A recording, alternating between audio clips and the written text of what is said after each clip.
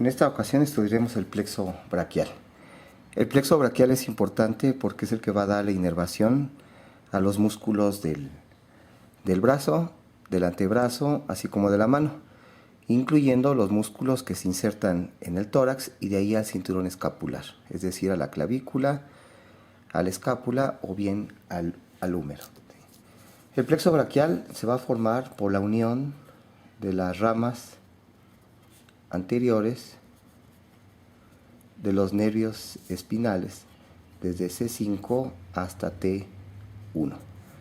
En ocasiones puede intervenir una pequeña raíz de C4, hielo cuando se denomina el plexo braquial prefijado, y en ocasiones puede también intervenir T2 y es el llamado plexo braquial postfijado.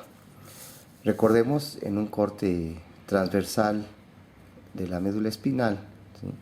En este caso en los segmentos desde C5 hasta T1, ¿sí? Aquí tendríamos la sustancia gris en forma de letra H.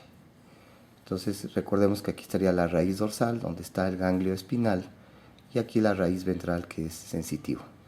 Y la unión de los dos forma el denominado nervio espinal. Entonces una raíz ventral y una raíz dorsal forman el nervio espinal. Estos nervios espinales sabemos que salen por el agujero intervertebral o agujero de conjunción. Inmediatamente después de su salida por el agujero intervertebral se dividen en una rama anterior que es gruesa y una rama posterior que es delgada. Entonces estas ramas anteriores de los nervios espinales desde C5 hasta T1 son las que van a formar el plexo braquial.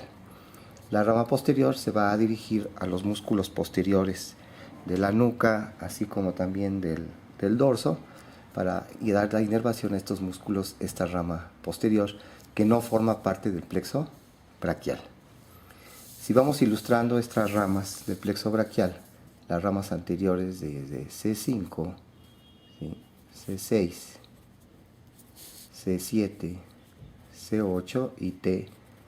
Entonces, estas ramas anteriores vamos a observar que se va a unir C5, C6 para formar lo que se denomina, ¿sí?, el tronco superior. Entonces aquí estaría el tronco superior formado por las ramas anteriores de los nervios espinales C5 y C6.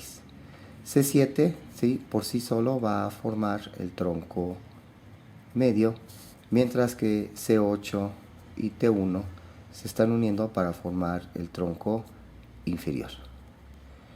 Estas uniones de las ramas anteriores de C5 a T1 están ocurriendo entre el escaleno anterior y el escaleno medio, que recordemos que están insertándose en los procesos transversos de las vértebras cervicales y de ahí hacia la cara superior de la primera costilla.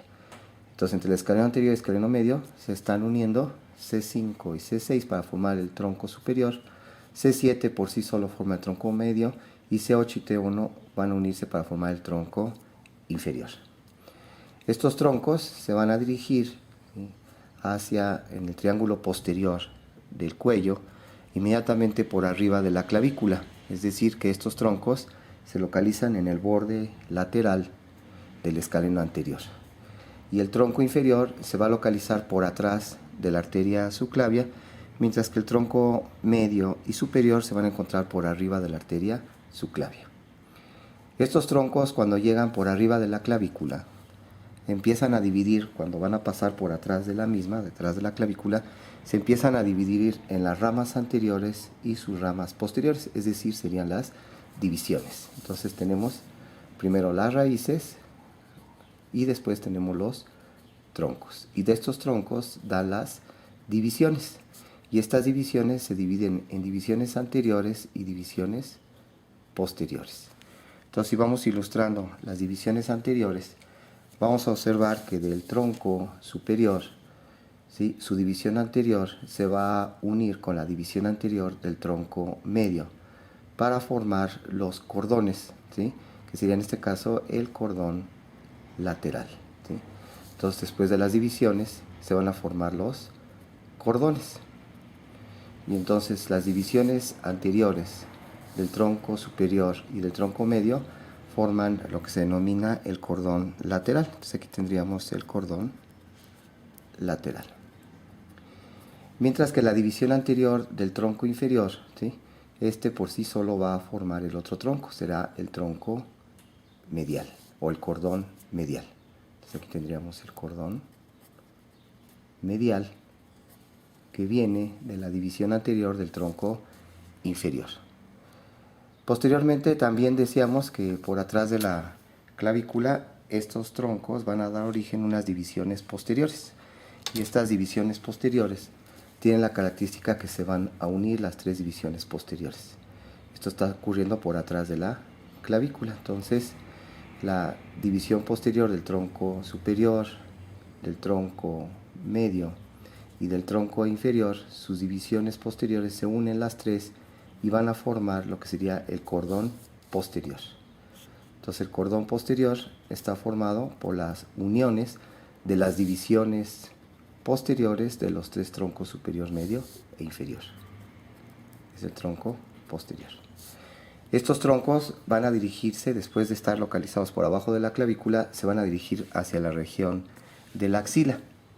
Y ya aquí, a nivel de la axila, es donde van a dar origen a sus ramas terminales. Entonces, después de las divisiones, tenemos las ramas, ¿sí?, terminales de este plexo braquial.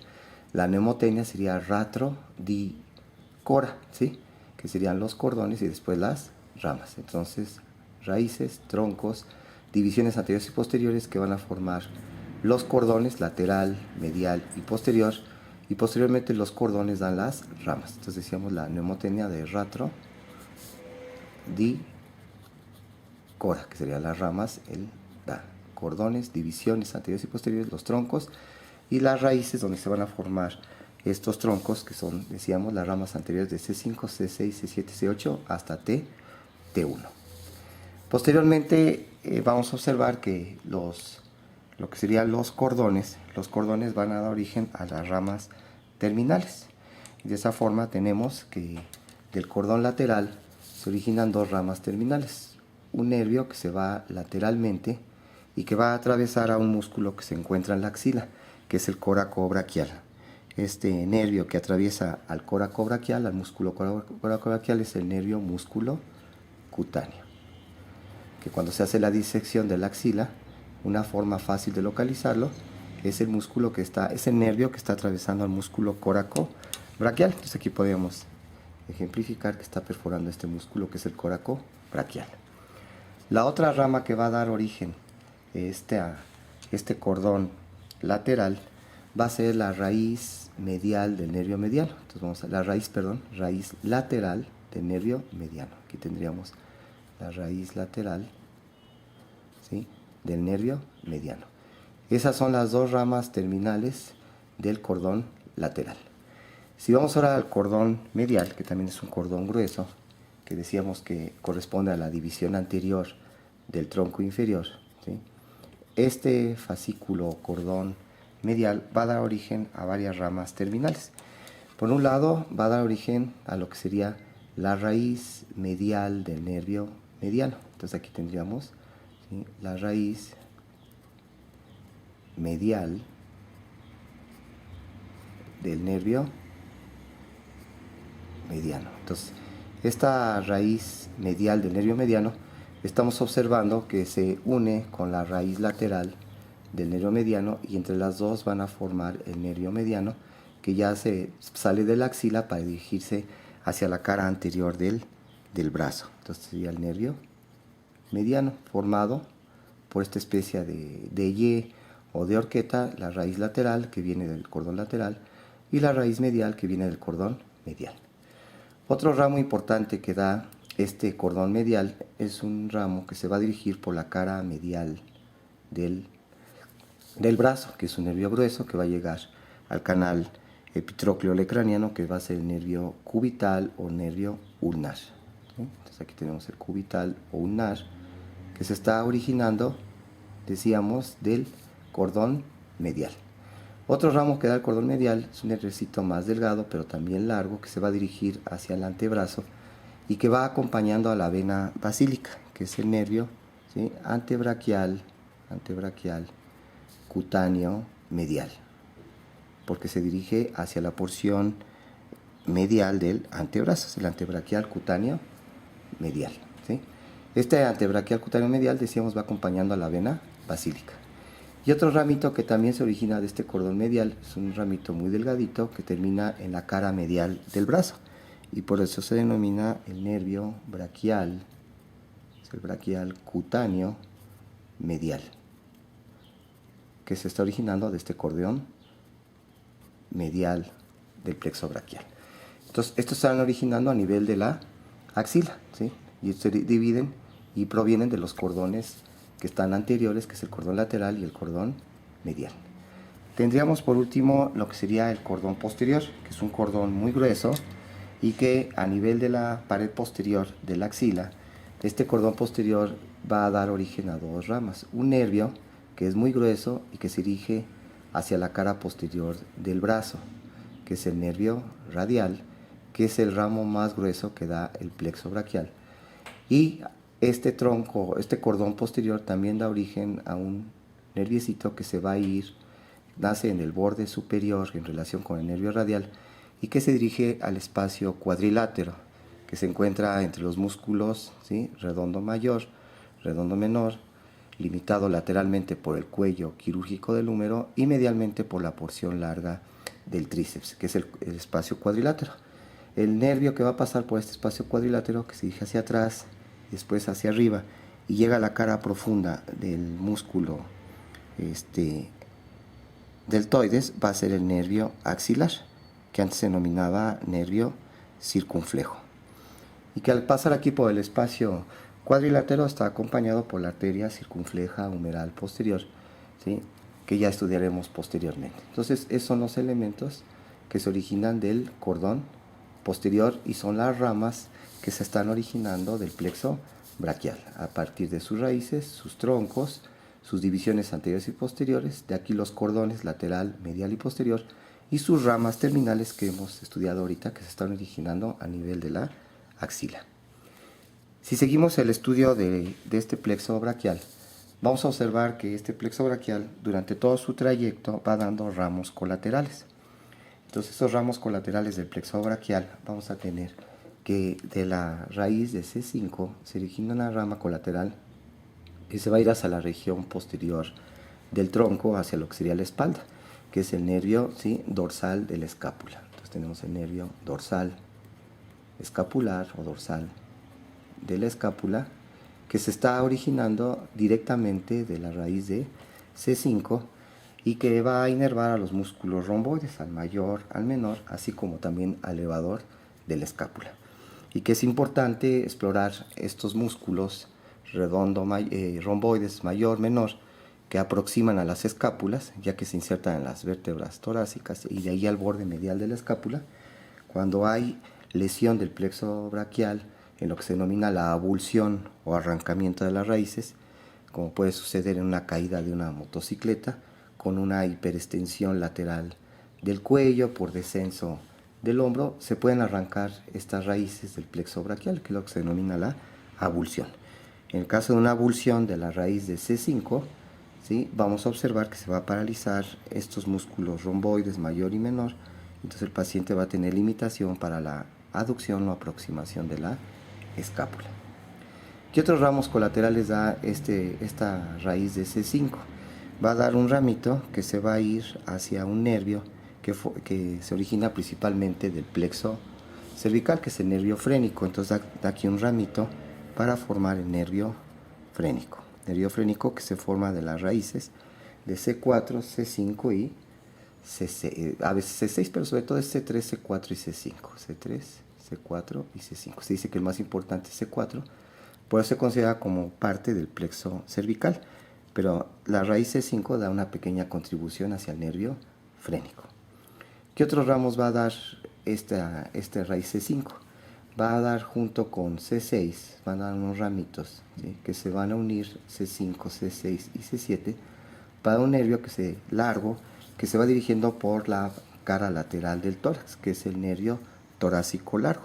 Entonces el nervio torácico largo, estamos aprendiendo, se está originando de tres raíces, C5, C6, C7, y se va para la pared lateral del tórax para inervar al músculo serrato anterior o serrato mayor, que ya decíamos se inserta en en la borde medial o borde espinal de la escápula, y de ahí se dirige lateralmente por delante de la escápula, entre la escápula y el tórax, para llegar a las 10 primeras costillas, y es un músculo importante para jalar a la escápula hacia adelante y hacia afuera. Y también sirve como músculo inspirador si el punto de fijación es el hombro, es decir, en este caso la escápula. Y que cuando se lesiona este nervio va a dar parálisis del serrato anterior o serrato mayor, dando lo que se denomina la escápula alada, en donde el paciente al descubrirse la espalda se observa como el borde medial de la escápula del lado afectado, ¿sí?, se hace oblicuo, se despega del tórax, y es lo que se denomina la escápula alada o escápula de paloma. Entonces, la importancia de este nervio torácico largo que se origina de las ramas raíces C5, C6 y C7. Si seguimos ahora con la contribución de las ramas colaterales de lo que serían los troncos, ¿sí?, vamos a observar que del tronco superior, ¿sí?, que decíamos, este tronco superior, va a dar un ramo colateral, ¿sí?, y este ramo colateral se va a dirigir hacia el borde superior de la escápula, por eso se denomina el nervio supraescapular, que viene del tronco superior. Entonces, el tronco superior, que decíamos se forma de la unión de C5 y C6, ¿sí?, va a dar origen, este tronco superior, al nervio supraescapular, que se dirige al borde superior de la escápula, ¿sí?, para inervar al músculo supraespinoso y al músculo infraespinoso, que son parte de los músculos del manguito rotador.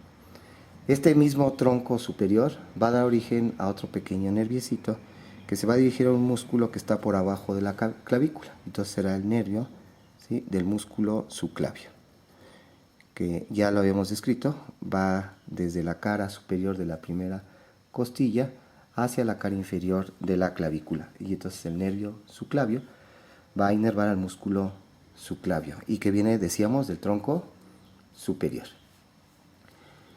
Posteriormente nos iríamos ya a las divisiones, y estas divisiones, decíamos que daban divisiones anteriores y posteriores los troncos, y que la división anterior del tronco superior y el tronco medio se unían para formar el cordón lateral. Este cordón lateral da un ramito importante, ¿sí?, que va a ser el nervio pectoral lateral.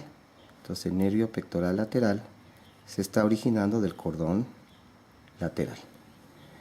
Y este nervio pectoral lateral va a inervar al músculo pectoral mayor, que son de los músculos tóraco-apendiculares anteriores a este nervio pectoral mayor. Muy bien.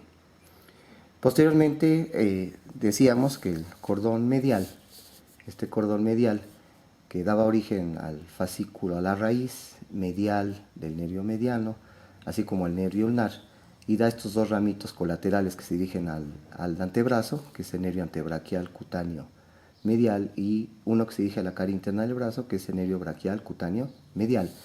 Antes de dar el nervio braquial cutáneo medial, da otro ramito colateral, este cordón medial, ¿sí?, que va a ser el nervio pectoral medial. Entonces, el nervio pectoral medial se origina del cordón medial, y que va a inervar al pectoral menor y también al pectoral mayor.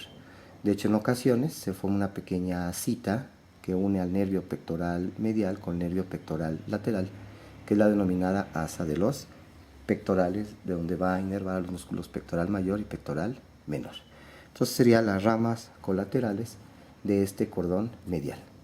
Por último, tendríamos las ramas colaterales de este cordón posterior. Decíamos que este cordón posterior se forma de la unión de todas las ramas o las divisiones posteriores de los troncos superior, medio y inferior, daban sus ramas, ¿sí?, sus divisiones posteriores para formar el cordón posterior, y que en la cara posterior o en la pared posterior de la axila daba el nervio axilar, y el nervio radial, que decíamos es el más grueso de los nervios que se originan del plexo braquial. Antes de dar origen a estos dos nervios terminales, el cordón medial va a dar origen a lo que sería al nervio subescapular superior y al nervio subescapular inferior, ¿sí? Entonces, estos nervios subescapulares, como su nombre lo dice, se van a dirigir al músculo subescapular, y el subescapular superior también va a dar inervación al redondo mayor, ¿sí? Y por otro lado, entre los dos subescapulares que van al músculo subescapular, se origina un nervio que es así largo, ¿sí? Que va a ser el nervio torácico dorsal. Entonces este nervio, ¿sí? Torácico dorsal viene del cordón posterior y es el que se va a encargar de inervar al músculo latísimo dorsal, que es el músculo que forma la pared posterior del hueco de la axila. Entonces sería otro ramo colateral que da el plexo braquial. Entonces, de esa forma ya tenemos descritos las ramas, ¿sí? Las raíces, los troncos, las divisiones, los cordones y las ramas del plexo braquial. Vamos a describir parte de lo que sería lo importante de sus ramas terminales. Entonces tendríamos primero el nervio músculo cutáneo.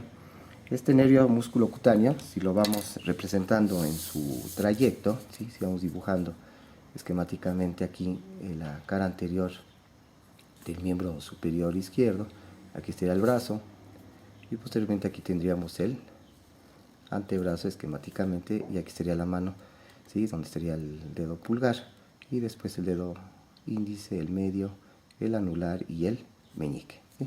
Entonces vamos a observar que este nervio músculo cutáneo, pues tenemos que primero su origen va a ser decíamos, del cordón lateral y que este cordón lateral da origen al nervio músculo cutáneo. Este nervio músculo cutáneo se dirige hacia abajo y va atravesando, ¿sí? En primer lugar decíamos al músculo coracobraquial, que va del proceso coracoides a la diáfisis del telúmero. Después de atravesar a este músculo coracobraquial, el nervio músculo cutáneo se va profundamente al músculo bíceps, ¿sí? Y va inervando a todos los músculos de la región anterior del brazo, al coracobraquial, al bíceps braquial y al braquial anterior. Entonces aquí va profundo al músculo bíceps braquial y va dando sus ramitos al bíceps braquial, al coracobraquial y también al braquial anterior, que va aquí de la cara anterior de la diáfisis del húmero hacia el tubérculo, ¿sí? Coronoideo, ¿sí? De la ulna. Va a alcanzar el borde lateral del bíceps braquial para descender por la porción lateral del antebrazo y termina dando el nervio, ¿sí? Antebraquial, ese nervio antebraquial cutáneo lateral. Entonces el nervio antebraquial cutáneo lateral no es más que una rama terminal de este nervio que estamos describiendo, que es el nervio músculo cutáneo. Entonces estamos observando que el nervio músculo cutáneo es un nervio mixto cuya función motora es inervar a todos los músculos de la región anterior del brazo y su función sensitiva es darle sensibilidad, recoger la sensibilidad de la porción lateral del antebrazo a través del nervio antebraquial cutáneo lateral, que en este sitio, en el borde lateral del antebrazo, iría acompañando a la vena cefálica, que se está uniendo, se está formando en la cara dorsal de la mano en relación con el dedo pulgar, y de ahí se dirige por el borde lateral del antebrazo, acompañada en parte por el nervio antebraquial cutáneo lateral. Esa es la función del nervio músculo cutáneo. Quiere decir que si se lesiona el nervio músculo cutáneo, el paciente va a perder la capacidad de flexionar el codo, así como también limitación de la supinación del antebrazo, que recordemos que el bíceps braquial, aparte de flexionar el codo, tiene una función importante en la supinación del antebrazo. Y por otro lado, este paciente también va a tener disminución de la sensibilidad del borde lateral del antebrazo. Eso sería una lesión del nervio músculo cutáneo. El otro nervio importante sería el nervio mediano. Decíamos que el nervio mediano se formaba de esta especie de horqueta o de Y entre la raíz lateral del mediano, que viene del cordón lateral, y la raíz medial del nervio mediano, que viene del cordón medial. Entonces, estas dos raíces se están uniendo a nivel de la axila, ¿sí? Aquí sería el cordón lateral, el cordón medial, y dando los dos lo que serían las raíces del nervio mediano. Y el nervio mediano aquí en la axila, ¿sí? Va descendiendo hacia la cara anteromedial del antebrazo, del brazo, y va formando parte del paquete neurovascular del brazo, porque va acompañado por la arteria braquial y esta con sus dos venitas braquiales profundas, y que se localizan en el borde medial del bíceps. Entonces, esquemáticamente, podríamos poner aquí el bíceps con su borde lateral y acá su borde medial. Y para llegar a insertarse acá abajo a lo que sería a la tuberosidad del radio, es decir, la tuberosidad bicipital del radio. Entonces, este nervio mediano forma parte del paquete neurovascular del brazo, va acompañando allí a la arteria braquial que es el sitio donde se pone la campana o la membrana del estetoscopio para tomar la tensión arterial, y va a pasar aquí en la cara anterior del pliegue del codo, ¿sí? Exactamente a la mitad del pliegue del codo en su cara anterior, para posteriormente dirigirse, bueno, aquí estaría la fosita cubital que se denomina, para dirigirse hacia el brazo. Aquí a nivel del antebrazo, va a atravesar un músculo, ¿sí?, que tiene la característica que sirve para la pronación, que es el pronador redondo. Entonces este músculo pronador redondo está siendo atravesado por el nervio mediano.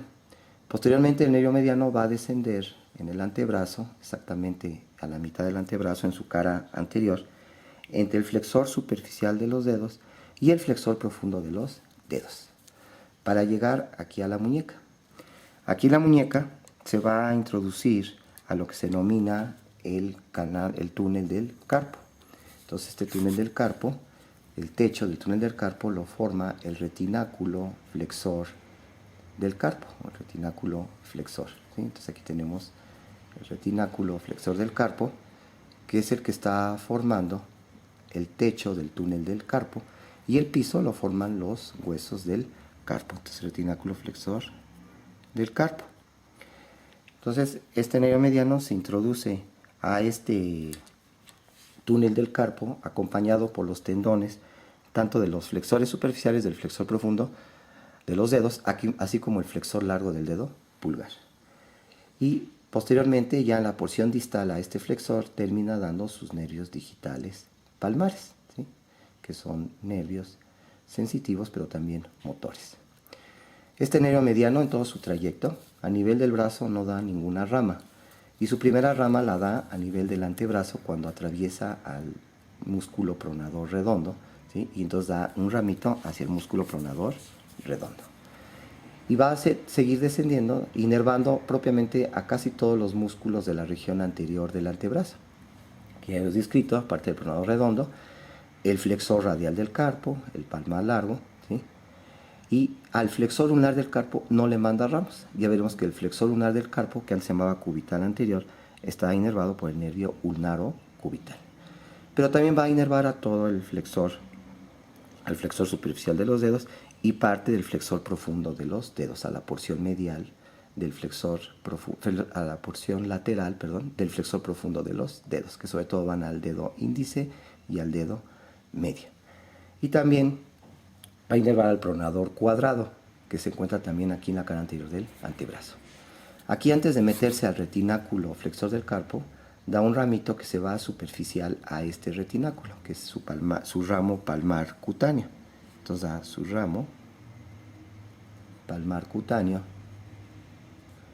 que este no se introduce al túnel del carpo, y que le va a dar este ramo palmar cutáneo, es el que lleva la sensación sensitiva, ¿sí?, la nervación sensitiva, a lo que sería a la cara palmar, tanto del dedo pulgar, ¿sí?, como también del dedo índice y parte del dedo medio, así como del borde, ¿sí?, lateral del dedo anular o el dedo del anillo. Entonces toda esta cara palmar, ¿sí?, está dada por el nervio, ¿sí?, mediano. Toda esta cara palmar tiene una eminencia tenar, la cara palmar del pulgar, del índice, el dedo medio, y también se dice del borde lateral del dedo, ¿sí?, anular, ¿sí?, y todo está dado por el ramo palmar cutáneo del nervio mediano. Por otro lado, el nervio mediano, cuando llega aquí a la muñeca, ¿sí?, y sale del túnel del carpo, da un ramito que se llama un ramito recurrente, porque regresa y se dirige a los músculos de la eminencia tenar, para inervar a los músculos que inerva el nervio mediano de la eminencia tenar, que serían el abductor corto del pulgar, ¿sí?, sería el abductor corto del pulgar, el flexor corto del pulgar y el oponente del pulgar. Entonces, abductor corto, flexor corto que llegan a la falange proximal y oponente del pulgar de la eminencia tenar están inervados por el nervio mediano. Y la porción sensitiva, ya decíamos que la cara palmar, ¿sí? Sobre todo el dedo pulgar, índice y el dedo medio y parte del borde lateral del dedo anular. Entonces, quiere decir que el túnel del carpo estaría en este sitio, en la región aquí por distal a la muñeca, y va pasando, va dando los ramos, ¿sí? Palmares cutáneos, ¿sí?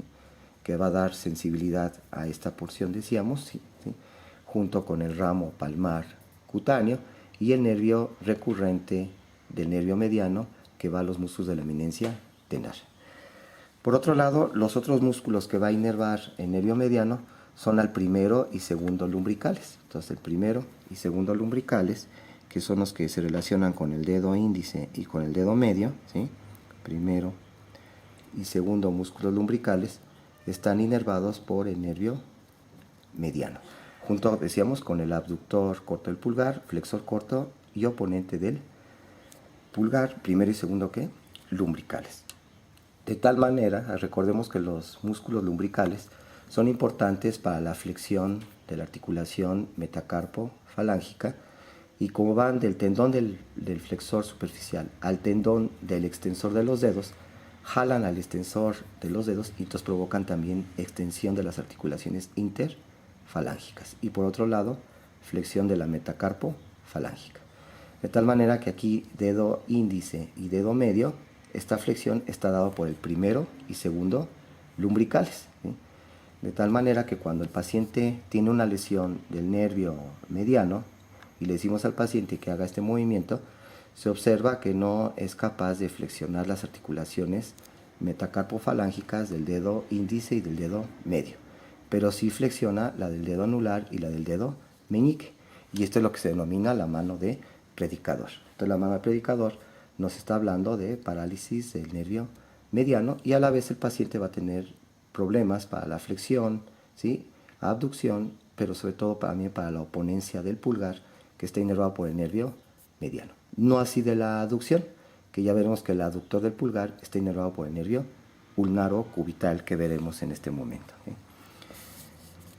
Si seguimos con los ramos terminales del plexo braquial, decíamos que este mismo cordón medial daba origen a este nervio grueso que es el nervio ulnar, que viene del cordón medial y desciende por el borde medial del brazo. Entonces, si lo vamos ilustrando, ¿sí? Este nervio mediano, ¿sí? Perdón, este nervio ulnar se está originando, decíamos, del fascículo, ¿sí? Medial. Se va por el borde medial del brazo, ¿sí? Y cuando llega aquí al codo, vamos a observar que va a atravesar el tabique o el septum intermuscular, ¿sí? Medial, y entonces de ahí se dirige hacia atrás y pasa por atrás de esta saliente ósea que sería el epicóndilo medial del húmero, antes llamada epitróclea.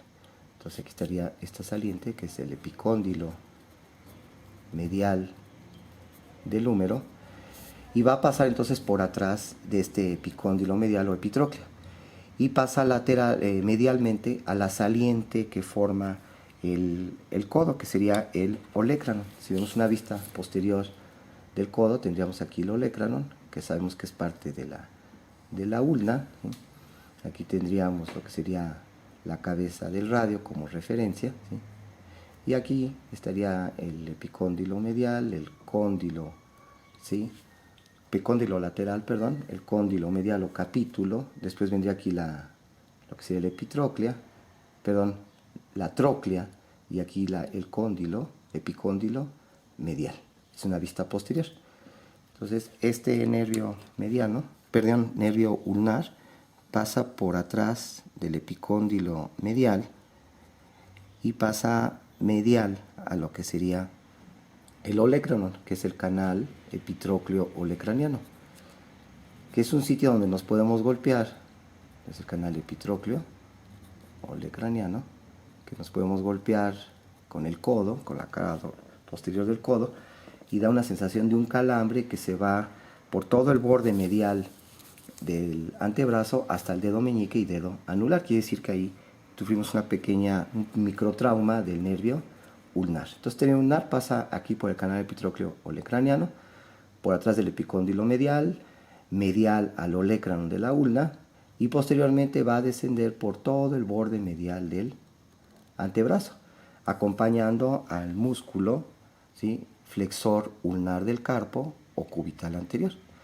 y que en su porción, en su mitad inferior, está siendo acompañado por la arteria, ¿sí?, la arteria ulnar o arteria cubital con sus dos venitas. Y este nervio ulnar va a llegar a la cara anterior de la muñeca y va a pasar en un pequeño canal que está superficial al retináculo flexor del carpo, que es lo que se llamaba el canal de nervio cubital, o antes llamado canal de Guyon. Entonces, este canal de Guyon se localiza inmediatamente lateral a lo que sería el hueso pisiforme. Entonces, si vamos aquí a la muñeca, aquí podemos tocar el hueso pisiforme, ¿sí?, y lateral al hueso pisiforme se puede palpar el latido de la arteria cubital o ulnar, que va acompañada por el nervio ulnar. Entonces, entre aquí el hueso pisiforme y acá abajito el hueso ganchoso se forma un pequeño túnel, ¿sí?, que es el túnel de Guyon, que no es más que el techo lo forma una estructura osteofibrosa que forma el techo del canal del cubital o el canal de Guyon, que está superficial al retináculo flexor del carpo. Cuando llega aquí a la muñeca, después de atravesar el canal de Guyon, el nervio cubital, ¿sí?, va dando sus ramitos digitales palmares, que se dirigen sobre todo al dedo meñique y al dedo anular. Da también un ramo, antes de entrar al canal de Guyon, da un ramito que se va hacia atrás, que es un ramo palmar, un ramo cutáneo dorsal, y aquí da también un ramo cutáneo palmar. Y este nervio ulnar, en todo su trayecto, por un lado, aquí a nivel del antebrazo, a nivel del brazo no da ninguna rama, pero a nivel del antebrazo va a dar la inervación al músculo, decíamos, flexor ulnar del carpo. Entonces, este flexor ulnar del carpo está inervado por el nervio mediano, así como también parte de la porción medial del flexor profundo de los dedos también va a estar inervado por este nervio ulnar, ¿sí? Entonces, flexor ulnar del carpo y la porción medial del flexor profundo de los dedos, que sobre todo va al dedo meñique y al dedo anular. Cuando llega a la mano, va a dar inervación motora muy importante. De hecho, el nervio ulnar se considera el nervio más importante para inervar a la mano. Entonces, va a inervar a los otros lumbricales, es decir, al tercero y cuarto lumbricales. Entonces, el tercero y cuarto lumbricales están inervados por el nervio mediano. Y otros músculos de la mano están inervados por este nervio. Entonces, vamos a tener que todos los músculos de la eminencia hipotenar, que son los que se dirigen al dedo meñique, todos van a estar inervados por este nervio ulnar o nervio cubital, es decir, el palmar cutáneo, que es un músculo superficial inconstante, el separador o abductor del meñique, el flexor del meñique y el oponente del meñique. Entonces, separador abductor, flexor y oponente del meñique, músculos de la eminencia hipotenar, están inervados por el nervio ulnar o cubital. Y por otro lado decíamos que también el tercero y cuarto lumbricales, que van a la articulación metacarpofalángica, ¿sí?, del dedo anular y del dedo meñique, ¿sí? Entonces, quiere decir que cuando el paciente trata de flexionar esta articulación metacarpofalángica, si tiene lesión del cubital, pasa esta, que es la mano en garra. Se flexiona ligeramente también, ¿sí?, los músculos, las articulaciones interfalángicas del dedo índice y el dedo medio, pero sobre todo se flexionan, ¿sí?, la del dedo meñique y del dedo anular, que es la mano en garra, ¿sí? Por otro lado, el nervio ulnar va a inervar a los músculos interóseos, tanto los interóseos palmares, que son los que provocan la aproximación de los dedos, como los interóseos dorsales, que provocan la separación de los dedos. Entonces, tanto los interóseos dorsales como los interóseos palmares, que provocan la aducción de la mano, están inervados por el nervio ulnar. Entonces, quiere decir que cuando hay lesión del nervio ulnar, Se presenta esta mano en garra, sobre todo en los dedos anular y meñique, ¿sí? Y por otro lado, el paciente tiene imposibilidad tanto para aproximar como para separar los dedos por parálisis de los músculos interóseos. Y por otro lado, el paciente también va a tener problemas para aproximar el dedo pulgar, porque este nervio ulnar también va a inervar al aductor del pulgar. Entonces tiene incapacidad para la aducción del pulgar, para separación de los dedos interóseos dorsales, para aproximación de los dedos interóseos palmares y también incapacidad sobre todo para la flexión de la articulación metacarpofalángica del dedo meñique y del dedo anular, dando la mano en garra. Y que esta mano en garra se puede acentuar aún más si está combinado una parálisis, ¿sí?, tanto del nervio mediano como del nervio cubital, dando una mano en garra mucho más acentuada. Entonces, mano en garra, cubital, mano de predicador, nervio mediano. Por otro lado, el nervio ulnar va a dar la sensibilidad de esta eminencia hipotenar, así como de la cara palmar, del dedo meñique y del dedo anular, así como también de la cara dorsal del dedo meñique y del dedo anular y del dorso de la mano en este borde medial. Todo esto es nervio, ¿sí? Nervio cubital o ulnar. ¿Okay? Muy bien. Pasaríamos ahora a otros dos ramitos que decíamos, ¿okay?, que son ramos colaterales, como sería el antebraquial cutáneo medial, que decíamos viene también del cordón medial y que va acompañando a la vena basílica y que le va a dar sensibilidad a todo lo que sería la cara borde medial del antebrazo, sería el antebraquial cutáneo medial. Mientras que el otro, que era el braquial cutáneo medial, decíamos que termina aquí a nivel del brazo y le da sensibilidad a la cara interna del brazo, el braquial cutáneo medial, esto originándose del, lo que decíamos, el cordón medial. Muy bien. Por último, tendríamos los nervios que se originan, ¿sí?, del tronco, ¿sí?, posterior. Decíamos que este tronco posterior, cordón posterior, perdón, este cordón posterior, ¿sí?, da origen al nervio axilar y al nervio radial, antes dando a su escapular superior, su escapular inferior, y entre los dos al nervio torácico dorsal, que decíamos va al músculo latísimo dorsal. El nervio axilar, ¿sí?, se dirige hacia atrás y decíamos pasa por el cuadrilátero, ¿sí?, el espacio cuadrilátero. Entonces, al dirigirse, vamos a colocar aquí esquemáticamente, aquí estaría lo que sería el fascículo o el cordón posterior, y este cordón posterior, ¿sí?, se encuentra por atrás de la arteria axilar. Es decir, que cuando estamos disecando la región axilar, encuentro el fascículo, la raíz medial, raíz lateral del nervio mediano, y atrás de esta horqueta veo la arteria axilar, y atrás de la arteria axilar encuentro lo que sería el cordón posterior.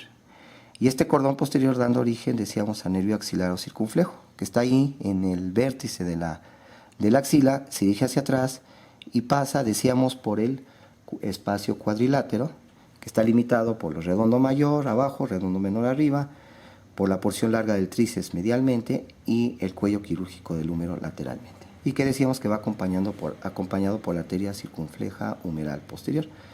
Entonces, este nervio axilar se va hacia atrás y arriba y llega a la cara profunda del músculo deltoides. Y entonces va a dar la inervación al músculo deltoides, ¿sí? Y este nervio axilar, cuando se lesiona, entonces el paciente va a tener parálisis para la abducción del brazo, que es el músculo más importante, es el deltoides, no va a poder separar el brazo. Y por otro lado también el nervio axilar da un ramo cutáneo, ¿sí?, que se dirige a la región, a la cara lateral del brazo y de la porción superior del brazo, ¿sí? Entonces el hombro, aquí a la cara lateral del hombro y parte superior de la cara lateral del brazo. Entonces el paciente que tiene una lesión del nervio axilar va a tener parálisis del músculo deltoides con parálisis para la separación del brazo, así como también una zona de hiposensibilidad en la cara lateral del hombro. Por otro lado, decíamos que este fascículo o cordón posterior da origen al nervio más grueso del plexo braquial, que es el nervio radial. Este nervio radial entonces va por la pared posterior de la axila y de ahí se va a dirigir hacia abajo y hacia afuera. Y va a pasar por atrás de la diáfisis del húmero. Entonces, esquemáticamente, podríamos ir poniendo aquí otra vez lo que sería el miembro superior del lado izquierdo, en su cara anterior. Aquí tendríamos lo que sería el brazo y posteriormente tendríamos el antebrazo. Entonces, la cara anterior del brazo izquierdo. Entonces, aquí tendríamos lateralmente el dedo pulgar y después el resto del dedos índice, medio, anular y meñique. Muy bien. Entonces el nervio radial, si vamos, pasa por atrás de la diáfisis del húmero. Aquí está pasando por atrás de la diáfisis del húmero y es en lo que se llama el canal radial, que antes se llamaba canal de torsión del húmero, y que aquí el nervio radial está siendo acompañado por la arteria braquial profunda, que es rama de la arteria braquial. Posteriormente, después de pasar por atrás de la diáfisis del húmero, el nervio radial va a llegar a la cara anterior, ¿sí?, del codo, es decir, va a pasar por delante del epicóndilo, ¿sí?, del epicóndilo lateral del húmero, y se labra un pequeño canal entre el músculo braquiorradial, que estaría aquí en la cara lateral del antebrazo, ¿sí?, y aquí profundamente sería el músculo braquial anterior, ¿sí?, que está profundo al bíceps. Entonces, una forma fácil de localizar el nervio radial en la cara anterior del codo sería el canal que queda entre el braquiorradial, que es lateral, y el braquial anterior, que es medial. Ahí va el nervio radial.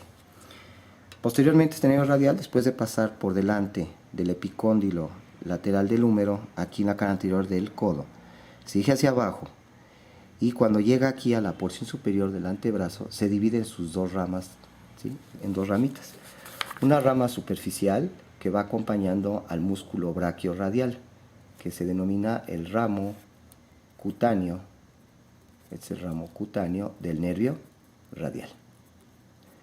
Y otro ramo importante que se va otra vez hacia atrás y se va a introducir a un músculo de la región posterior del antebrazo, que es profundo, que es el músculo supinador, y ahí termina dando, ¿sí?, esta rama posterior, que esta rama posterior o ramo profundo, ¿sí?, es el ramo muscular, y que termina dando el nervio interóseo posterior para inervar a todos los músculos posteriores del antebrazo. Sería el ramo profundo, que es el más importante.